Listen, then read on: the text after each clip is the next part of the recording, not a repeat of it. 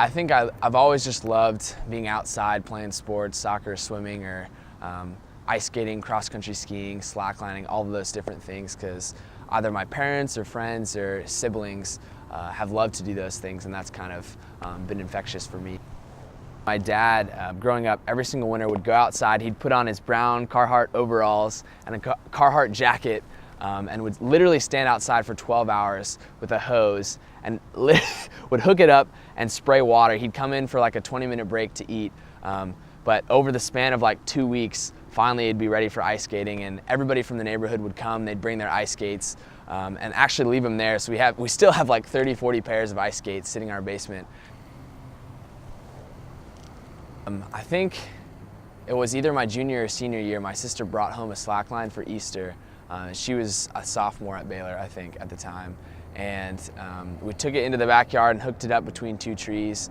And instantly I was obsessed and wanted to keep doing it. And I couldn't get a single step at first, but then like I'd get 2 and then 3 and then 4. And after a while, I just loved it. Ever since freshman year, I'd seen that bridge and knew that it would be perfect for slacklining. But didn't know exactly what the logistics of it would be. So we woke up, drove out. I climbed up the side on one of the pillars, and then at first I didn't really know how to set it up because I didn't want to hit one of the metal bars that went across. And so I decided that I'd hook one up on a joint area and then have the other side kind of angled so that if I fell, I wouldn't hit anything. It took probably 30 minutes to get it set up, and it was a cool morning, and so I had some gloves on, and there was dew and thought I was gonna slip off at one point. But got it set up and then finally ratcheted it, climbed to the other side, and once again had some music playing that kind of calmed me down. But I knew once I got to that halfway point, because that's the hardest spot, that I could make it all the way across. And finally on the third try, got back up again, stood up, and walked across and was listening to music and seeing the sun rise over the Brazos, and there was fog everywhere, and it was just such a peaceful moment, even though there's like cars underneath. But just being high above everything else and being able to see all of Waco was super cool.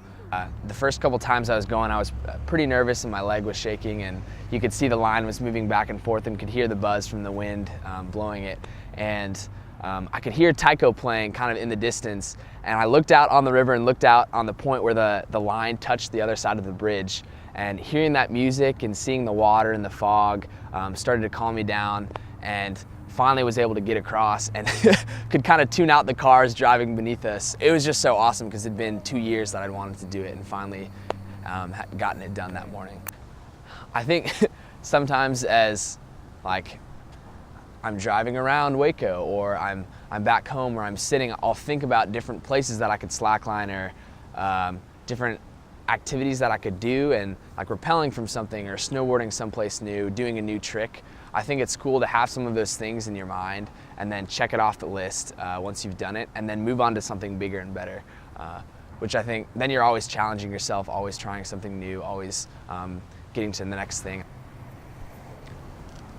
I think a lot of the fun things and activities that I've been able to do have involved some sort of risk, and some of the best athletes I've ever seen, the best snowboarders, slackliners, rock climbers, are people that don't really care about that risk and don't think about it and just kind of do it. And so I've been inspired by that, and I've seen that, and that's just been kind of inspiring, just thinking like, hey, I can do a lot of super fun things that they might involve risk, but putting that away and thinking about the reward from doing a fun activity or getting out there and being outside and trying something new is just so worth it, I think.